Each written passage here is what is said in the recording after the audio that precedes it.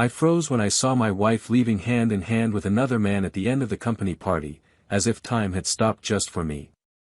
I was still holding a half-empty glass, but my dry throat wouldn't allow me to swallow any more. My eyes didn't blink. They just watched. They watched that image with a coldness that only shock could provide. They walked slowly, as if accustomed to it, as if it were routine. They laughed at something I would never know what it was, and she smiled like she hadn't smiled at me in a long time. A lively, knowing, intimate laugh. There was something there that couldn't be built overnight. It wasn't impulse. It was familiarity. It was continuity. It was the reflection of what had been happening for a long time without my knowledge. I waited for them to turn the corner and disappear. I didn't make a fuss. I didn't scream. I didn't chase them. I simply walked away, taking with me the last image of what we once called love. And that's exactly where the story begins. It's funny how love ends in silence, even after so much noise was made to begin. We spend a lifetime trying to build something firm, solid, true. And suddenly, everything collapses with the muffled sound of footsteps on a wet sidewalk. No one prepares us for the emptiness that sets in when the person who slept next to you wakes up in another bed, with another body, with a different scent. It's a void that makes no sound, but echoes within. An absence that hurts more than any aggressive presence. For days, weeks, I relived that scene, the intertwined fingers, the inclined smile, the naturalness of her steps. As if she had forgotten me before she even left. The hardest thing to face wasn't the betrayal itself, but realizing that she had already left emotionally long before my gaze caught sight of her footsteps. It took me a while to confront her. Not out of cowardice, but because I wanted to be sure it wasn't just a delusion in my head. I clung to any possible justification. Maybe it was a friend, maybe she was helping someone drunk leave. Maybe. But deep down, my heart already knew. Because love, when betrayed, warns. It changes the taste of coffee, changes the feel of skin, even changes the way we close the door. The body knows when it's no longer wanted. And no matter how much we try to ignore it, the truth slips through our fingers. When I finally confronted her, too late, she simply said, "I just wanted to feel alive again." As if that justified the rift she'd made in our marriage, as if my love had died first. But it hadn't. My love was still breathing when she left. I remember the way she trembled when she lied. Her eyes that averted. And the silence that screamed louder than any words. What killed me wasn't that she'd looked for someone else, but the fact that she'd never told me she was unhappy. That she needed something more. That she had doubts. She decided to bury me in silence, and then she even wanted flowers on my grave. She stayed. Her lover vanished. Like all those who have no intention of staying. He disappeared the same way he arrived, stealthily, lightly, irresponsibly. He left behind only the scent of a mistake and the mess of a heart that thought it was loving, but was only running away. And she, now without ground, without applause, without secrets, began to live with the absence she chose and the regret that arrived late. Because it's always like that, the adrenaline of novelty is deceiving. But after the dust settles, reality bites in. And when she looked around, I was no longer there. It took me a while to rebuild. It wasn't quick, nor was it pretty. I found myself broken in places I didn't even know existed. I felt anger. Guilt.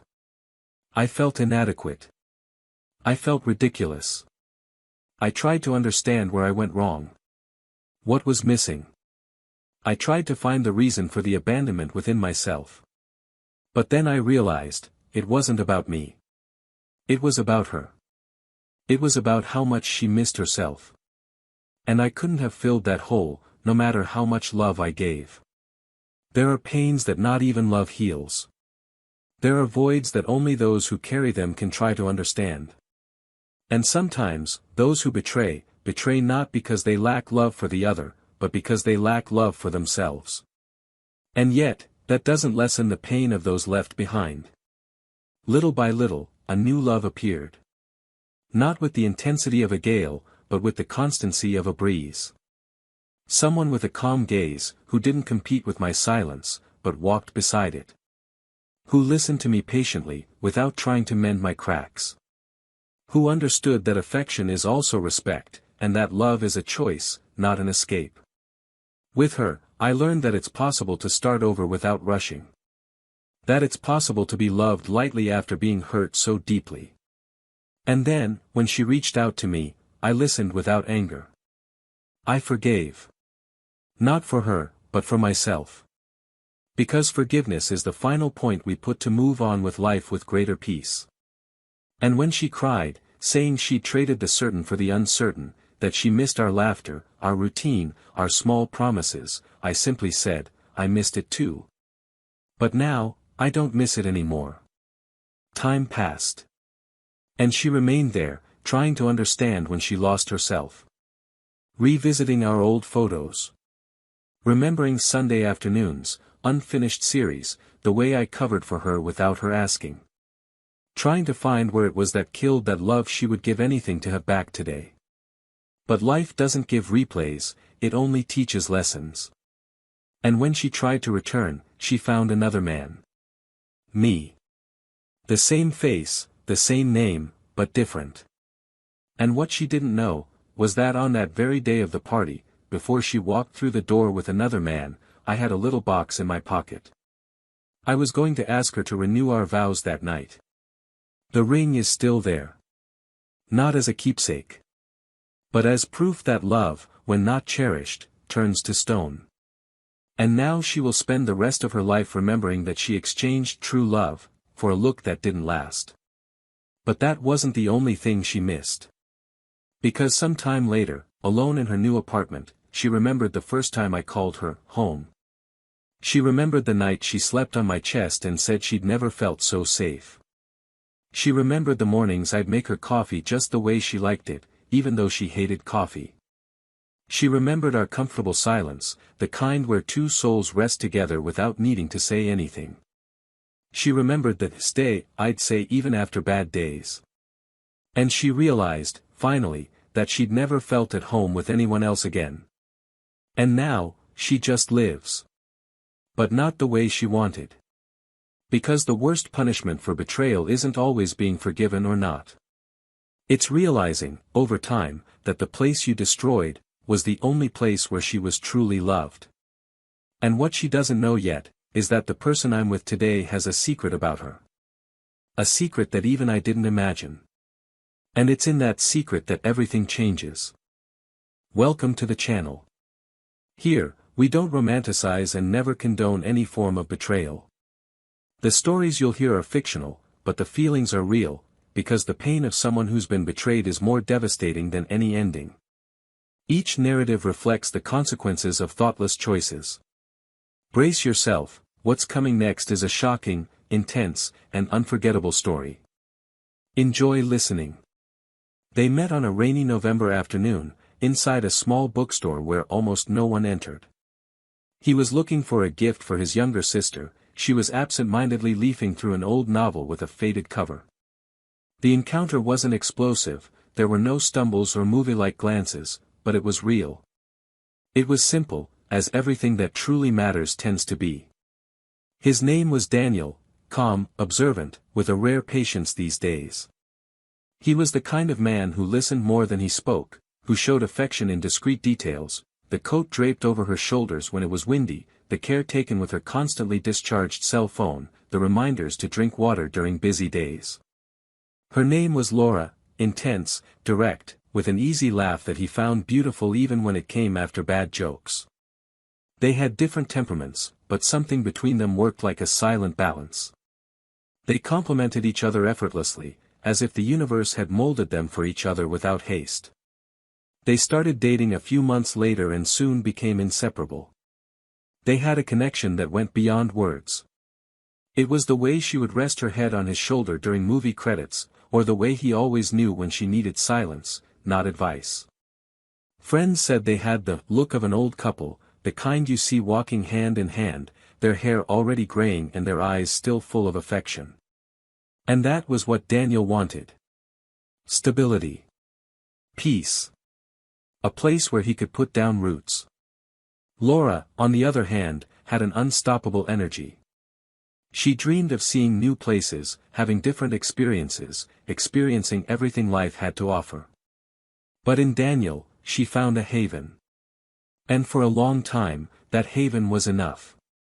They lived in a small but cozy apartment. Daniel worked as a designer at a tech company and spent much of his time working from home, surrounded by screens and sketches.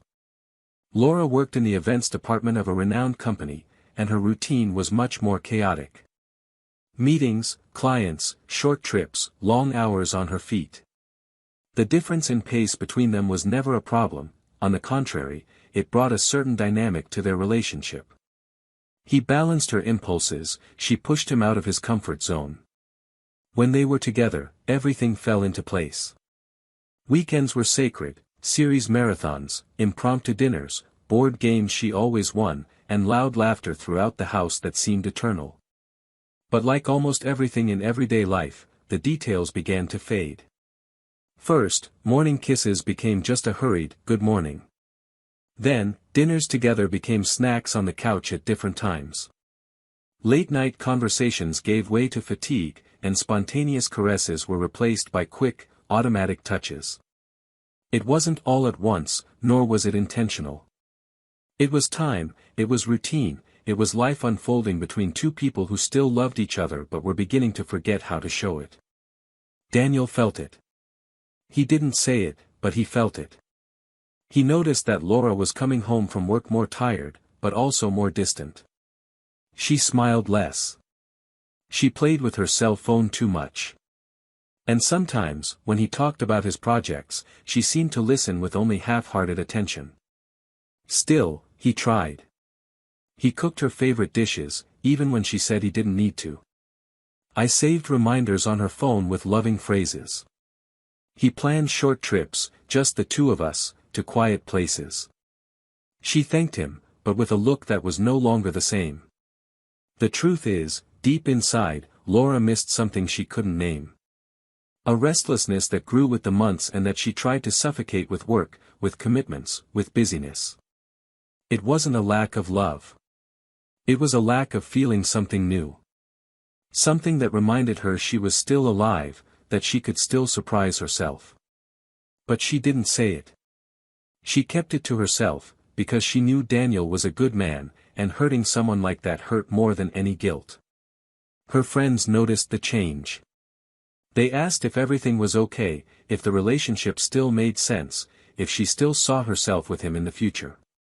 Laura didn't know how to answer. Sometimes, yes. Other times, she wanted to run. But every time Daniel looked at her with that serene expression of someone who trusts, her heart sank. Because he trusted. Because he believed. And she, as lost as she was, didn't want to be the one to break it. He didn't deserve it. And that made her even more confused. As if love, in itself, wasn't enough. As if it were possible to love and still desire something outside of that love. Over time, they began to argue more. Nothing explosive. But enough to leave a mark. He complained about her absence. She accused him of not understanding her routine. He said he just wanted more time together. She responded that she was exhausted, that he didn't know how hard she tried. Their conversations were laced with unspoken pain, pent-up frustrations, expectations neither of them knew how to express. And after the silence that followed the arguments came the apologies. The cold hugs. The soulless kisses. The weight of someone trying to fix something they don't know where it started to break. Still, there were good times. Laura laughed at his bad jokes. Daniel was moved by the childhood videos she showed him. They shared dreams, still talked about children, about having a dog, about renovating the porch. But the connection that had once been natural now required effort. They had to dig deep to find the sparkle in each other's eyes. And even digging, sometimes they couldn't find it. Daniel began to keep these absences to himself. He no longer complained. He just observed. He tried not to show that he was hurting. Because he thought that if he did everything right, she would be the same again. And Laura. Laura didn't know what she wanted. But she also didn't want to lose. Not yet. There was an attachment there. A history built. Too many memories to be erased with one decision. And that made her stay. Their anniversary was approaching, and Daniel, once again, took the initiative. He planned a dinner at a private restaurant, a place she had mentioned years ago, when they were just starting out. He had a small wooden box engraved with their names, filled with handwritten notes reminiscing about their time together.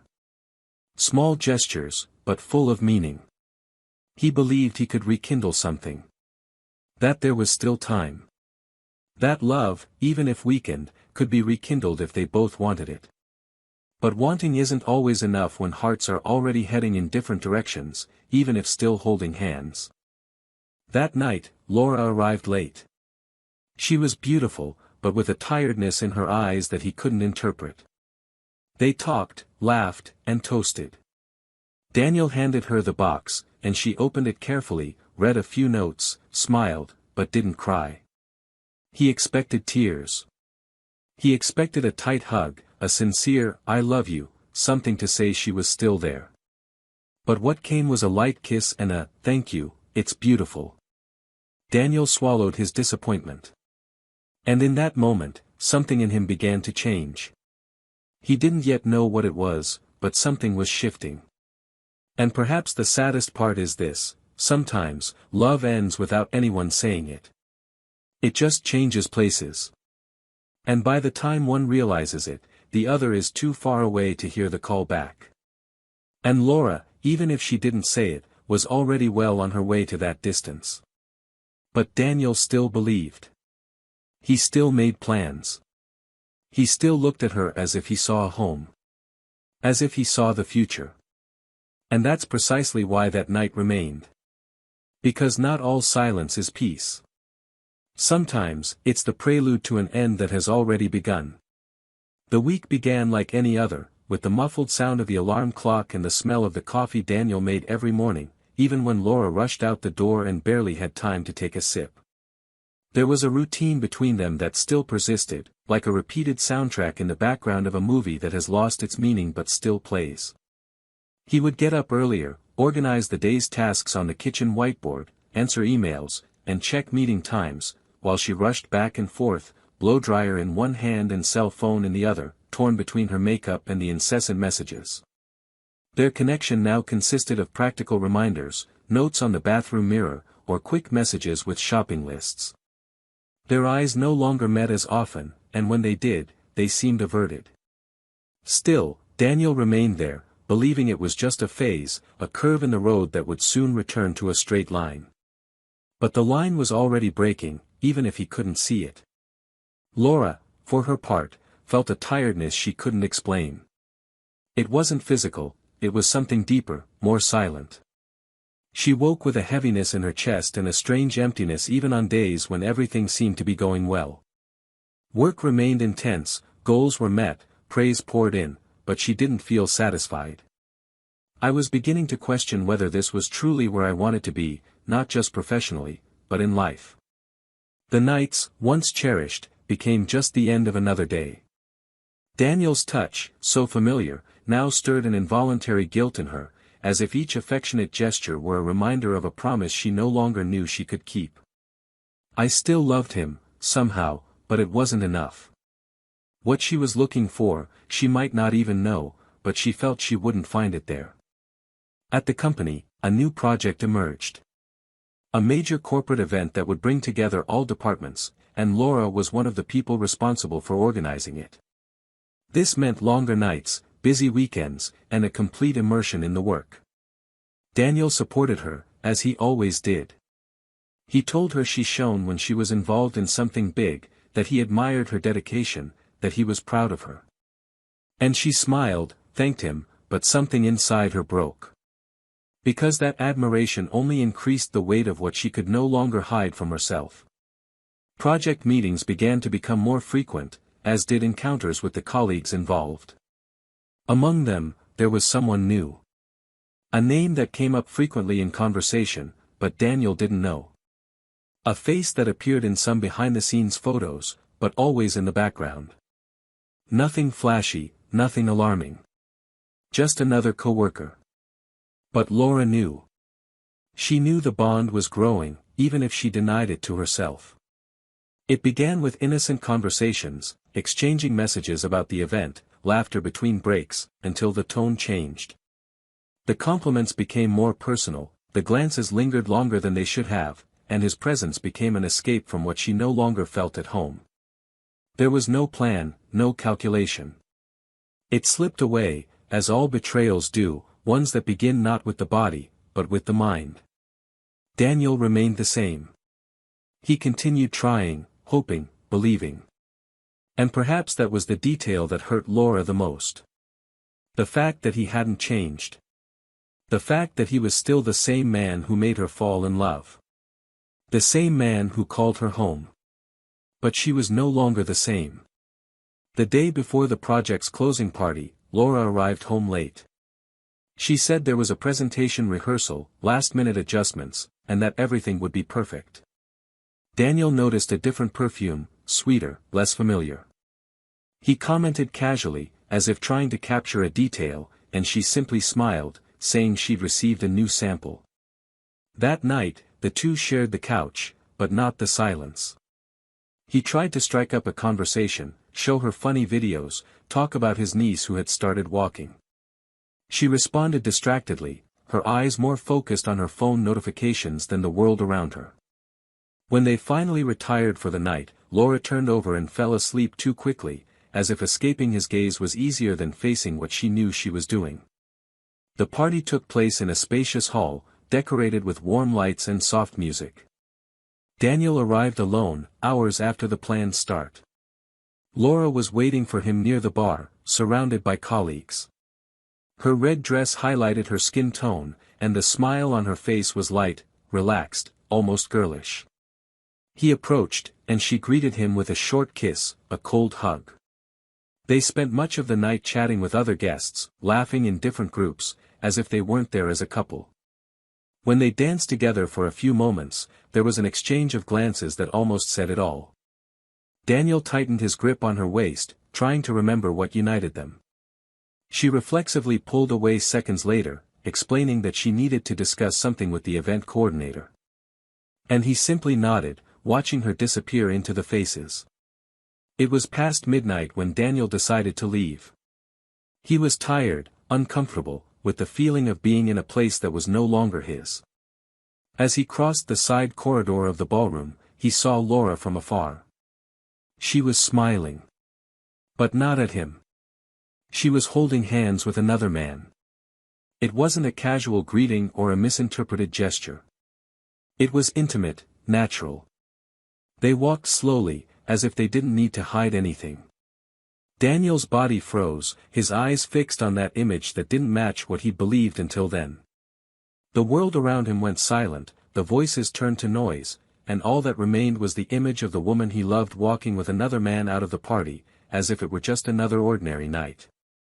He didn't move. He didn't shout. He didn't chase after her. He just stood there, still, letting his heart sink into a silence that knew no end. He waited until they both disappeared around the corner. The glass he was holding slipped from his hand, but he didn't even notice. He walked away silently, feeling the ground beneath his feet crumble inch by inch. On the way home, he didn't cry. He didn't think about anything. He just repeated, over and over, the last image he had of her, her fingers intertwined with another man's, the smile that had once been his alone, now offered to someone he didn't even know. And the cruelest thing of all was how natural it was. As if it had been a part of her life for a long time. As if he were the last to know of her own demise. When he arrived at the apartment, everything seemed exactly where it belonged. The pillows were arranged, the scent of lavender in the air, the framed photos on the shelf. But there was something missing. Something that would never return. He lay down on the bed, still in his party clothes, and stared at the ceiling as if searching for an explanation. The pain didn't come like a knife, but like a steady, slow wave that took over everything.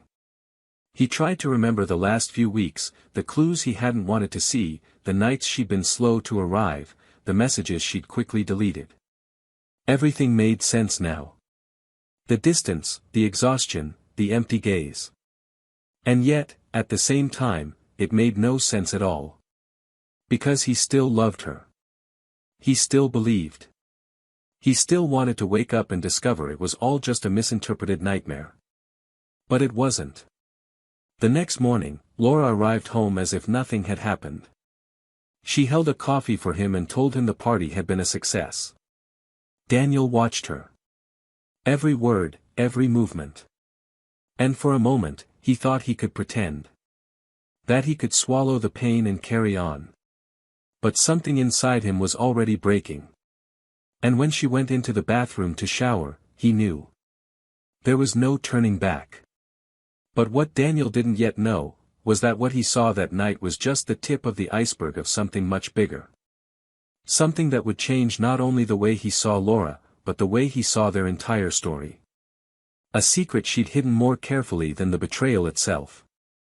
And that, when it came to light, would challenge everything he believed to be true. Laura spent the next few days in an almost automatic state, as if trying to prolong the illusion that nothing had changed, as if there was still room for them both in the house. She still left the wet towel on the bed, still forgot the coffee cooling in the sink, still asked him to get something from the market as if demanding without realizing she'd already lost the right to ask for anything. Daniel, on the other hand, was silent. Not the silence of embarrassment, but the silence of profound disappointment, of the awareness that there was nothing more to be said that would erase what his eyes had already seen. He didn't shout, didn't demand explanations, didn't confront her in the heat. He simply began to observe. Her every gesture was now another detail in the composition of a painting that, no matter how painful it was, he needed to finish. Because deep down, he already knew, he wanted the truth. All of it. Uncut. No half-truths. And when it came, he would be ready. Or at least he would pretend to be. On a gray Tuesday afternoon, after days of exchanging nothing more than short, empty phrases, Daniel arrived home early. He found Laura sitting on the couch, her computer on her lap, her expression distant. When she saw him, she smiled slightly, as if still waiting for an answer. He dropped his keys on the table, went to the kitchen, got a glass of water, and came back. He stood, looking at her silently. She asked if everything was okay, and he replied with the calm of someone who no longer expected anything, "We need to talk." She swallowed hard, put down her laptop, and crossed her arms, as if she knew exactly what was going on. But what she didn't know was that Daniel didn't want an explanation for what she'd seen at the party. He wanted more. He wanted to understand what had been happening for months. What she hid behind her carefully chosen words, behind her eyes that no longer looked him straight in the eye. Laura hesitated. She took a deep breath, looked around, as if seeking support from the surroundings, and then began to speak. She admitted there was someone. She said she didn't know how it happened, that it wasn't planned, that she felt confused, empty, and that she had found in the other person a distraction, a sense of newness. Daniel listened without interrupting. He simply nodded, as if each word confirmed something he had already felt. But then he asked what he hadn't yet said aloud, "Was that all, Laura?" She looked away, and in that second, the world seemed to freeze. The pause was too long to be innocent. He persisted, his voice firm, without anger, but with a precision that cut through, "Is there something else you're hiding from me?" And then she broke. Laura brought her hands to her face and began to cry, not the cry of someone who regrets only the betrayal, but the cry of someone carrying something much greater. She couldn't speak, only shook her head, as if struggling with her own conscience. Daniel approached, sat beside her, and in a lower voice, repeated, "Tell the truth. All of it." And that's when everything came flooding back. Daniel had heard the name of the man she'd gotten involved with once or twice. But he didn't know that this same man was someone who, months earlier, had looked for a job with her help. At the time, needing a referral, Laura introduced him to the department headed by Daniel's sister. She used her husband's name, without his knowledge, to get her new colleague a temporary position. His name, his prestige, his trust, all were used as silent currency in a favor with a hidden agenda. And worse, Daniel's own sister had been harmed by the new hire's conduct, using his position as a shield to commit petty internal fraud. When everything came to light within the company, the scandal was quietly hushed up, but Daniel's sister paid the price with an unfair warning that directly affected her position. Laura knew. She knew everything. And she never said a word. Daniel felt his heart freeze. His hands trembled, but he didn't move. What hurt most wasn't just the physical betrayal, but the moral betrayal, the breach of trust on a level that went beyond marriage and affected his family. The use of his name, his integrity, for something dirty and self-serving. She tried to explain, saying she hadn't imagined things would turn out this way, that at first it was just an innocent favor, but that she'd lost her way. She said her involvement with the man happened later, that it wasn't premeditated. But none of that could erase the fact that she'd crossed all the lines. Daniel stood up. He paced around the apartment, unable to breathe properly. Images came to him like flashes, family dinners, smiles, compliments, his sister being wronged and him unable to understand why, defending the company, blaming the system, while the truth was within his own home. Laura cried, begged for forgiveness, said she didn't know what else to do. And Daniel, for the first time in a long time, felt there was nothing left to save.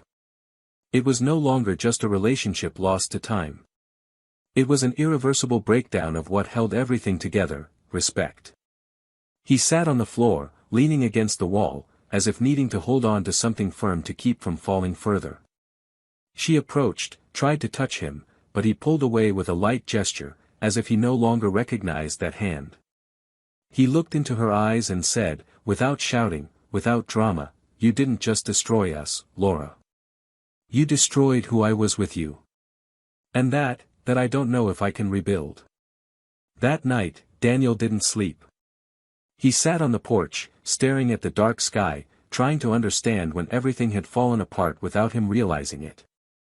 The betrayal was painful enough, but the hidden secret, the use of his name, the consequences for someone he loved as a part of himself, it was too much. And while the world slept, he understood something that had perhaps been inside him for days: their story was over.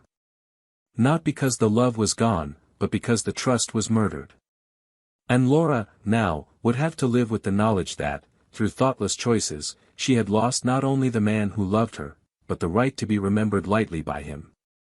Their life, once made of rituals and silent promises, was now only silence. But a silence that screamed everything that no longer needed to be said. Daniel knew the road ahead would be long, but a certainty began to grow within him: he wouldn't carry this pain forever. And somewhere, though he didn't know where, peace awaited him. He just needed to keep walking. Even if, for now, each step still hurt. Daniel spent the entire night awake, but it wasn't the pain that kept him from sleeping. It was something else. It was the feeling that something inside him had finally ceased. An internal sound, a noise that had been with him for months, maybe years, and that was now silent. For the first time since the beginning of that collapse, he no longer wanted to understand, or relive, or fix.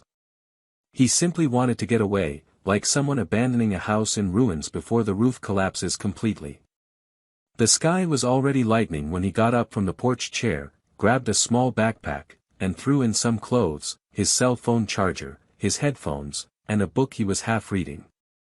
He passed by the bedroom and looked at Laura sleeping, her features tired, the pillow still damp from the tears she had shed after their conversation.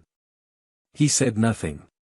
He simply left, closing the door behind him with the care of someone leaving without a trace. He went to his sister's house. He didn't go into details, just asked to spend a few days there. She didn't ask anything, not then.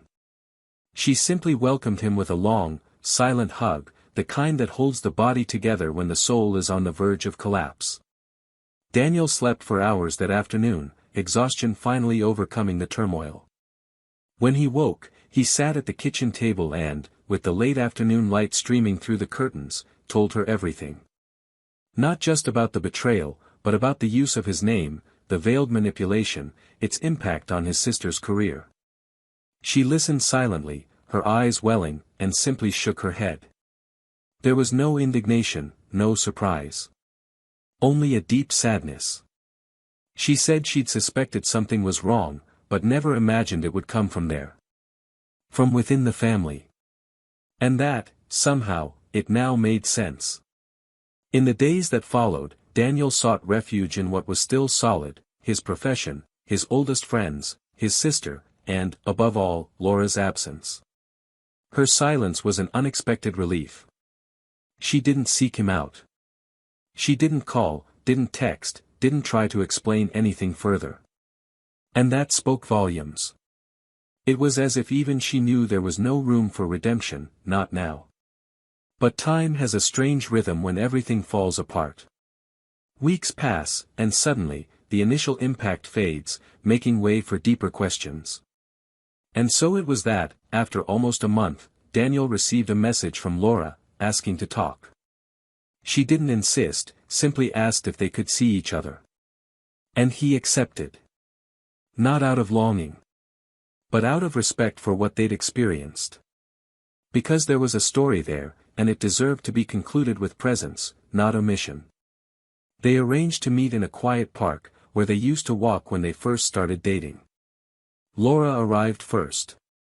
She was different. Not just in her more haggard face or modest clothes, but in something more subtle. There was a break. An exposed vulnerability.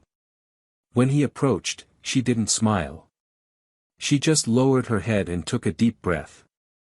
Daniel sat beside her, his hands clasped in his lap. She began by saying she didn't expect forgiveness. That not a single day had passed since their last conversation when she hadn't hated herself for everything. But that, despite this, there was something she needed to say. One last fragment of the truth he didn't yet know. She said she tried to distance herself from the other man when she realized what was happening. She said their relationship was never about love, it was about neediness, it was about escape, it was about the adrenaline of feeling seen again. But when the consequences began to mount, she panicked. It was then that her lover contacted her, not to resolve anything, but to say he'd received a job offer in another state and would be leaving in the next few days. And it was there, in that conversation, that Laura understood something she'd never admitted: she'd been used. From the beginning, he knew she had connections, that she could help him move up, that she was emotionally unstable enough to be manipulated. And she fell. She fell in body, she fell in soul, she fell into her own emptiness. And worst of all, when everything fell apart, he left without looking back. Daniel listened to everything with a calm expression. There was no anger. There was no compassion. Just listening. A clear, honest listening, from someone who no longer expected anything but the truth. When she finished, she was silent for a few seconds and then said she understood.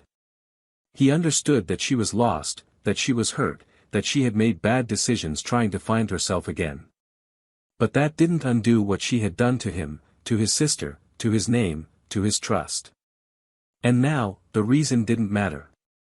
The damage mattered. And that was what he needed to move forward with. Laura cried. She said she still loved him, that she now knew what she'd lost. She'd thought of 1,000 ways to get back, but none were enough. He replied that her love now didn't change anything. Because love, when left untended, becomes a ghost. And he didn't want any more ghosts. He wanted presence, truth, peace. Laura hugged him, a hug full of goodbye, and he hugged her back. They stayed there for a few minutes, unhurried, wordless. When they let go, he smiled for the first time in a long time. A light smile, of relief. And then he walked away, leaving behind the last page of a story that had already ended long before the final period. In the following weeks, life began to take on new dimensions. Daniel rented a small studio near his work, decorating it with a few pieces of furniture and lots of plants. He joined a book club, returned to the photography he had neglected, and, little by little, the pain gave way to reconstruction. It was at one of these club meetings that he met Elena, a woman with a calm voice and steady eyes. There was no immediate passion, no sudden enchantment. But there was something he hadn't felt in a long time, peace. Elena listened attentively, spoke little, smiled with her eyes, and brought a silent presence that welcomed without demanding. They began hanging out frequently. First as friends, then as something that grew between conversations. Daniel didn't hide his story. He told her everything. And she didn't judge him or try to console him. She simply said that the hardest part of betrayal isn't being left, it's being forgotten within a relationship where you still believed you were there. And he understood that was it. He hadn't just been betrayed. He'd been forgotten by someone who still slept with him. With Elena, everything was different. There was no rush. There were no idealizations. There was truth. And that was enough. Laura, on the other hand, fell into a period of silence. She moved to a smaller apartment, distanced herself from her old colleagues, quit her job, and decided to start over. Too late to regain what she'd lost, but early enough not to lose herself forever. She began writing letters she never sent, loose memories, memories that came like little stabs that she needed to get off her chest. With every word she wrote, I felt the weight of regret. Not for the end, but for having destroyed something that, if taken care of, could have been eternal. Time passed. Some pains heal silently, others continue to throb on rainy days, in smells that return, in songs that play without warning.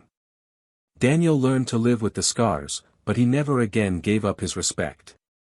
Elena walked by his side, with a serene firmness that reminded him that it was still possible to believe.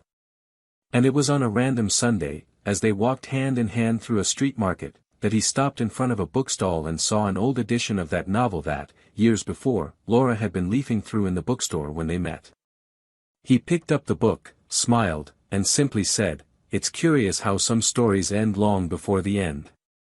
Elena didn't ask. She just squeezed his hand, and they continued on.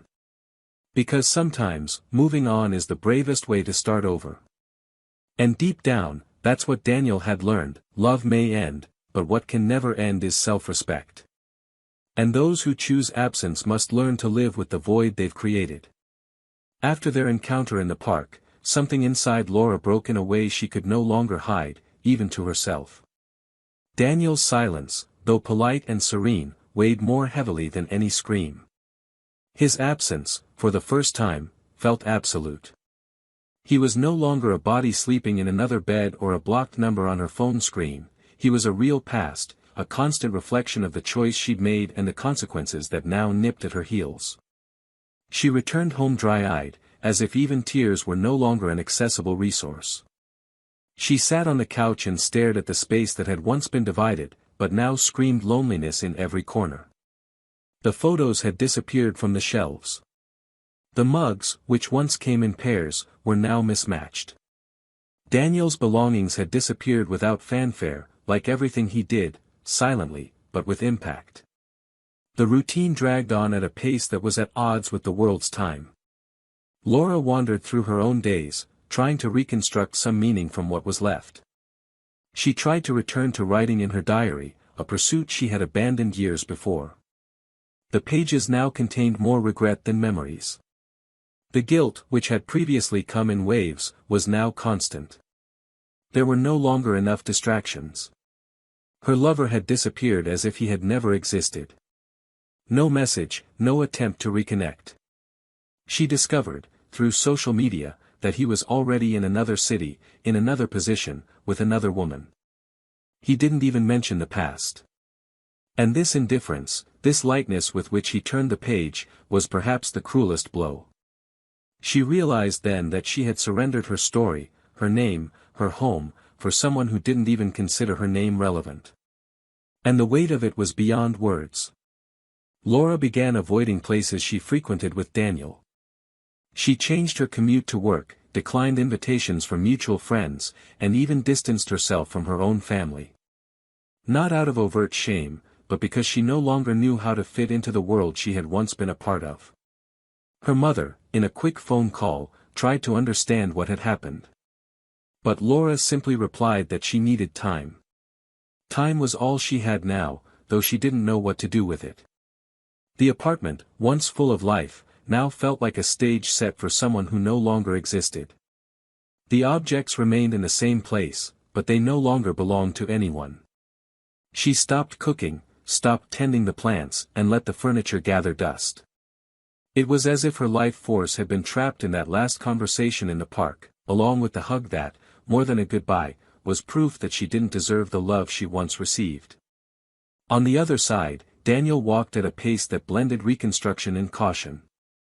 There was no euphoria, no rush to get involved again. Elena was a frequent companion, but never invasive. She observed him patiently, without forcing closeness, but offering her presence. Together, they frequented cultural events, quiet cafes, and photography exhibitions. Little by little, Daniel began to enjoy activities that had previously been done automatically. He also enjoyed his own company, something he hadn't experienced in a long time. He began to reflect more on his own limits, on how he had ignored the signs of wear and tear for so long, insisting on saving something that was already beyond repair. He understood that loving too much is also dangerous when you love someone you don't know how to care for. He learned that love shouldn't demand sacrifices so profound that they cost one's own dignity. Still, there were nights when he would wake with a start, as if reliving the last few months in unrelenting flashes.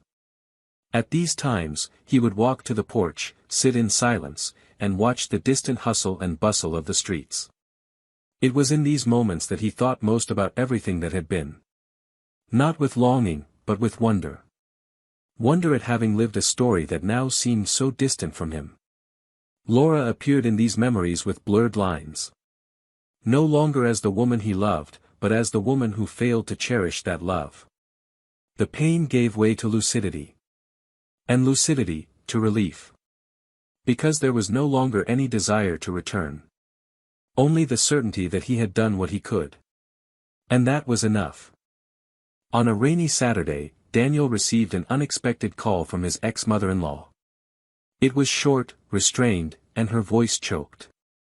She simply said that Laura had suffered a severe anxiety attack and was hospitalized for observation. She hadn't asked him to go.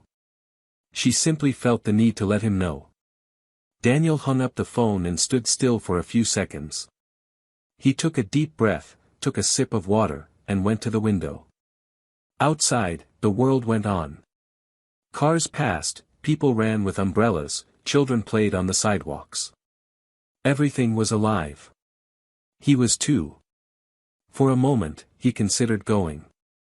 Out of instinct, out of humanity, out of respect for the past. But then he remembered her words, her choices, her silences. He remembered his sister, the wound to her pride, the consequences that still weighed heavily. And he decided not to go. Not out of revenge. But because, sometimes, respecting another's pain also means knowing not to be their anesthetic. However, that same night, when he told Elena what had happened, she didn't respond with pre-written phrases. She simply said she understood, but that perhaps, one day, he would need to see Laura not as the woman who betrayed him, but as someone who had also lost herself. Daniel listened in silence, and something in his chest seemed to loosen a little. Perhaps there was still hurt. But the anger, that was gone. And that was what allowed him to move forward with ease. The following days brought new rhythms. He and Elena decided to take a short trip, something simple, just to breathe new air. During this trip, between hikes along trails and coffees under trees, Daniel began to see the future more clearly. Not the idealized future he had envisioned with Laura, but another, one of freedom, mutual respect, and shared peace. The past was now a story with an end. And the end, though painful, was necessary. Laura was discharged after a few days and returned home, now even emptier than before. She began regular therapy, cut off contact with people who reminded her of what she tried to be to please others. She began to take care of her health with discipline, resumed exercising, and for the first time in months, began sleeping better. I still dreamed of Daniel sometimes, but this dream was different. He didn't speak. He just watched her, with the same calm gaze as when I told her I didn't hate her. That gaze haunted her for weeks, until she finally understood. He didn't hate her because he no longer expected anything. And when someone stops expecting, there's no more room for reconquest. This was the hardest emptiness to bear. The knowledge that, even though I regretted it, I no longer had a place in his life. She wrote a letter she would never deliver. It was more for herself than for him. In it, she described the days when she felt alive with him, the days when she lost herself, the moments when she traded everything for nothing. She admitted her cowardice, her negligence, and confessed that, if she could return, she would have chosen to face him honestly rather than betray him in silence. But time is cruel to those who do not know the value of the present. And now all she could do was live with the memories she chose to abandon. Meanwhile, Daniel took new photos. Elena, with her reserved manner, began to appear in small snapshots, a hand holding a book, a discreet smile reflected in a cafe window, their shadows cast on the sidewalk at dusk. There was no rush, no labels. There was presence. There was truth. And that was all he needed. There was no longer any need to prove anything to anyone. No need to justify what he'd experienced, no need to explain what he felt. Life was once again his alone. And in this new beginning, there was no longer room for illusions or for people who only half-heartedly loved. There was only one path.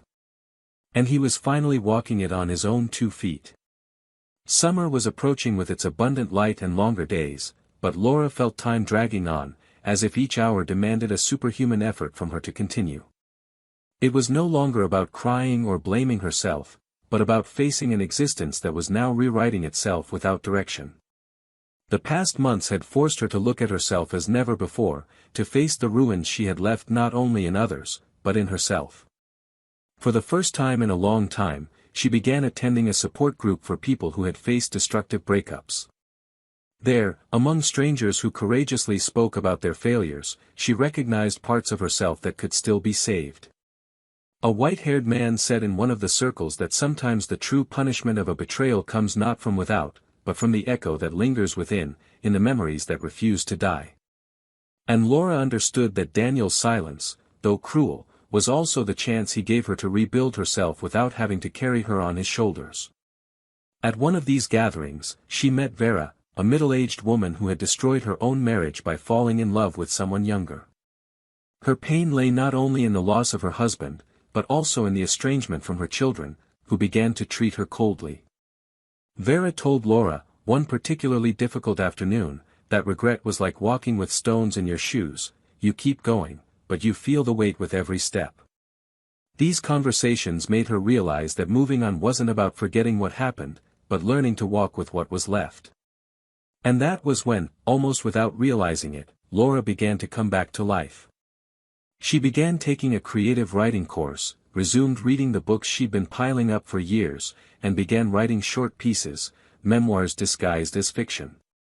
Her therapist said this was a good sign, a sign that she was finally taking responsibility for her experience without defining herself solely by it.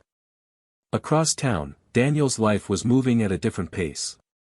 Elena was increasingly present, but with a lightness that made everything seem spontaneous. He had met her parents at a simple lunch, where they spoke little about the past and much about the future. Her father, a simple man, told stories of his time as a mechanic and said that the secret to fixing any machine was to listen to the noise it made, and not try to rush it. Daniel heard this as if it were a lesson for his own soul. This was not the time to rush, but to keep listening to the inner noises until they quieted. And it was in this rhythm that he decided to see his sister again, now with a different perspective. She already knew about Elena, had acknowledged her presence through small comments, but had yet to meet her in person. They decided to have dinner together at home, just the 3 of them. The evening passed peacefully, amid light conversations and laughter that seemed real, not out of obligation, but out of relief. For the first time since the end, Daniel felt that his family, his essence, was intact. The betrayal had taken nothing that he could not rebuild with truth. By coincidence or irony of fate, Laura learned about this dinner from her old neighbor, who still followed her on social media. There was no mockery in the message she sent, just a comment, "I'm glad he's smiling again." Laura read those words dozens of times before deleting the conversation.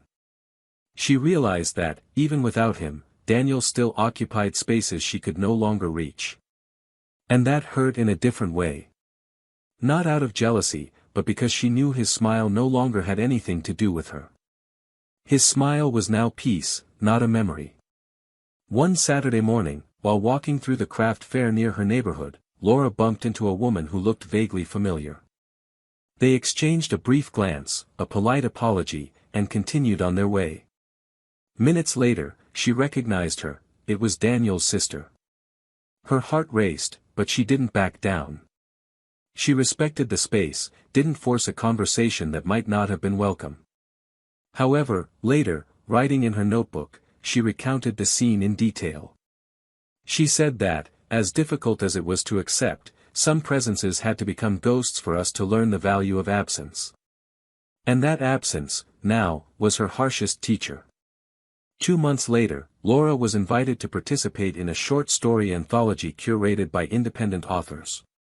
Her text, a narrative about a woman who leaves her home for a love that doesn't love her back, had struck a chord with readers in an unexpected way. She received anonymous messages thanking her for giving words to her guilt. She felt, for the first time, that perhaps her suffering could be useful. Not to justify what she had done, but to warn others not to repeat the same path.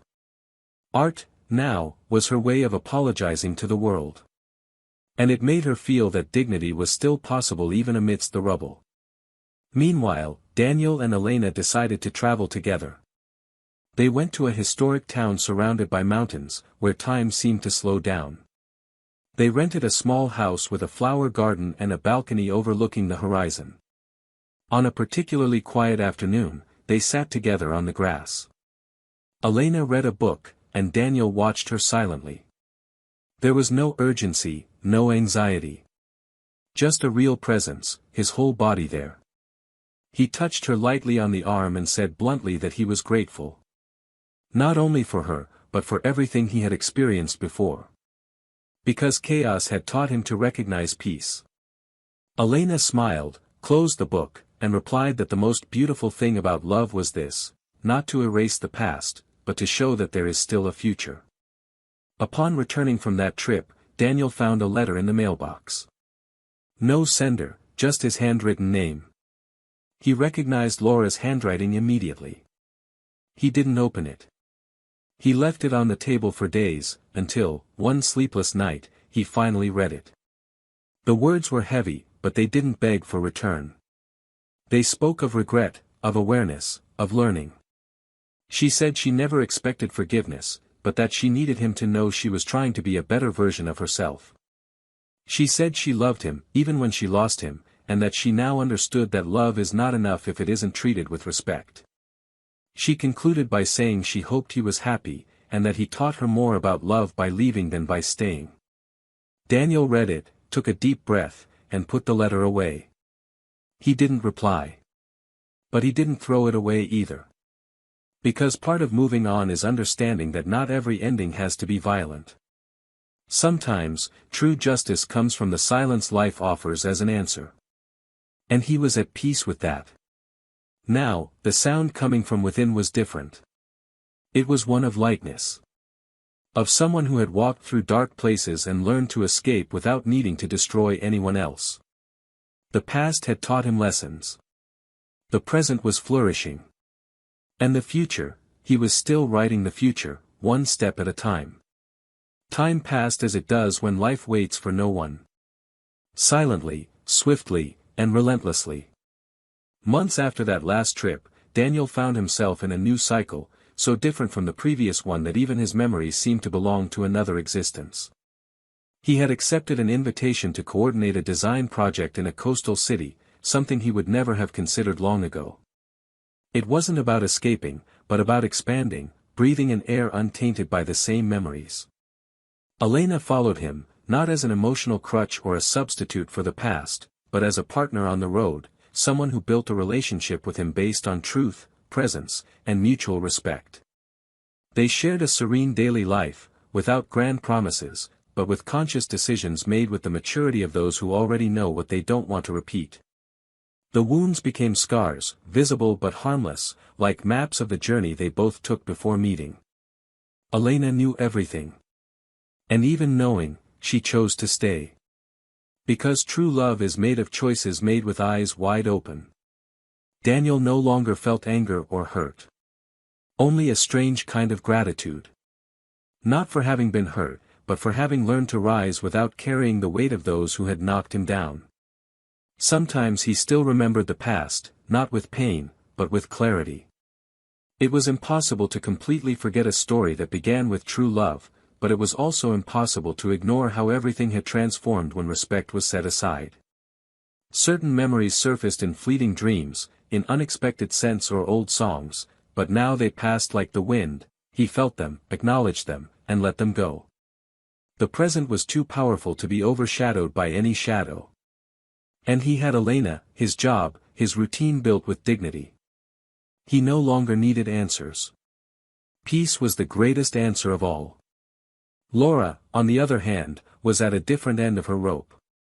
She remained in the same apartment, but now the place clearly reflected her loneliness. The living room had been redecorated, the walls painted a different color, but nothing changed the feeling that something essential had been lost there. Her writing began to circulate on small literary blogs. Some readers recognized her as a promising author, but deep down, she knew she didn't write from imagination, she wrote from pain. The words that touched others were, in fact, wounds still open within herself. Writing became her last link to what she once was. She continued in therapy, making progress, but never enough to escape the weight of her choice. Some days, she pretended she had moved on. Other days, she faced the abyss of regret that didn't fade with time.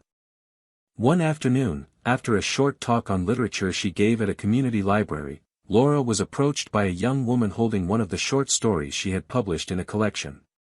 The girl's eyes were filled with emotion and she said the story had prevented her from cheating on her boyfriend. She said she read it and realized she could destroy something that was still beautiful, just on impulse. At that moment, Laura didn't know what to say. She just smiled, but inside, she crumbled. That young woman had found a detour on the path she herself hadn't had the courage to seek. She returned home in silence and spent the night staring at her reflection in the mirror, wondering what would have been different if she had asked for help before she made her mistake, if she had spoken up instead of remaining silent, if she had trusted in the love that was now just absence. Social media would occasionally share with her small fragments of Daniel's life. She'd see a photo of him in a new cafe, an image of a book he'd recommended, and occasionally a female shadow in the background. She never tried to contact him, never responded to his posts, but watched with the silence of someone who had lost the right to be close. It destroyed her in ways no one could see. Not because she still dreamed of reconciliation, but because she understood, painfully, that Daniel had rebuilt himself with a lightness she would never be able to return. It was as if all she could offer now was shadow, and he had definitely chosen to live in the light. A year later, at a small literary festival, Laura was invited to a debate on guilt, forgiveness, and new beginnings in writing. When the moderator asked about regret and the use of personal pain as raw material, she hesitated. Then, with a firm voice, she said that some choices leave a lasting mark on us. That forgiveness from others is valuable, but the hardest forgiveness is the one we owe ourselves. She said she destroyed what she loved and that, today, she understood that no love survives without respect. Her words caused silence in the audience. And for a brief moment, she felt her pain had served something beyond herself. In the audience, a dark-haired woman with a curious gaze watched her intently. It was Elena. She had come to the event by chance, out of interest in the program and after hearing about the author of confessional texts that touched on themes of betrayal with such precision. She hadn't known it was Laura. When she realized, she felt a jolt. She almost stood up. But she stayed. She listened until the end. And at the end, when Laura stepped off the stage, Elena approached her without hostility. She simply said that she now understood some things. Laura, surprised, murmured an apology she never thought she'd have the chance to say. Elena replied that it wasn't necessary, because nothing she said would change the path Daniel had chosen. But she sincerely hoped that Laura would also find peace. That night was a turning point for both of them. For Elena, the certainty that she had been part of something born only from the destruction of another story, but which still carried no guilt, because it was built on truth. For Laura, it was the final step toward acceptance. There, before the woman who now made Daniel happy, she understood that she would never be a part of his life again. But from that moment on, she could accept this fact without imploding inside. It was the end of a chapter she had prolonged too long. And perhaps the beginning of a less cruel silence. Daniel, upon learning of the meeting between the two days later, reacted with a long look at the horizon. He didn't say much. He only said that the past sometimes says goodbye quietly. And that perhaps this was it. The final farewell. The one that comes when no one else expects it. And so, everything ended. Not with shouts, not with reconciliation, but with understanding. Each went their own way.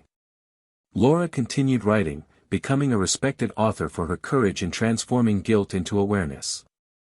Elena and Daniel built a new life in a quieter place, opened a small cultural space together, and began to welcome stories, no longer as wounds, but as bridges. Betrayal, like a scar, never faded. But it served as a daily reminder that some choices come at a price too high. And that not every regret comes with a second chance. Sometimes, it comes only with pain. But even pain teaches, if faced truthfully. And love, when it's real, is never destroyed from the outside, it dies from within, when respect is exchanged for a moment of escape.